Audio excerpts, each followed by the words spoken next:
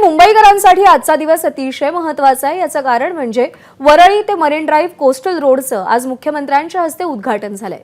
उपमुख्यमंत्री देवेंद्र फडणवीस आणि अजित पवार यावेळी उपस्थित होते। कोस्टल रोडमुळे वरळी ते मरीन ड्राईव्ह अंतर प्रवास अवघ्या 10 मिनिटांमध्ये पार करता येणार आहे। येत्या काही दिवसात कोस्टल रोड हा वांद्रे वरळी सी लिंकला देखील जोडला जाईल। हा जोड रस्ता पूर्ण झाल्यावर मरीन ड्राईव्हवरून थेट वांद्रेमध्ये उतरणं शक्य होणार आहे।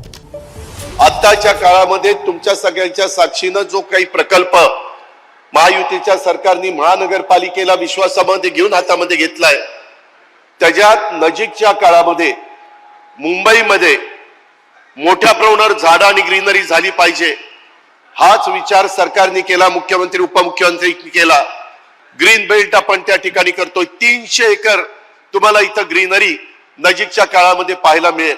एवढा मोठा प्रकल्प आज 13-14 हजार कोटीचा असताना 1 रुपया देखील मुंबईकरांना कुठला टोल याच्यावर द्यावा लागणार नाही, अशा प्रकारचा निर्णय देखील राज्य सरकारने आणि महानगरपालिकेने मिळून घेतलेला आहे। आज खूप एक चांगला निर्णय झाला की स्वराज्याचे दुसरे छत्रपती, स्वराज्य रक्षक छत्रपती संभाजी महाराज यांचं नाव या रस्त्याला त्या ठिकाणी देण्यात आलेलं आहे।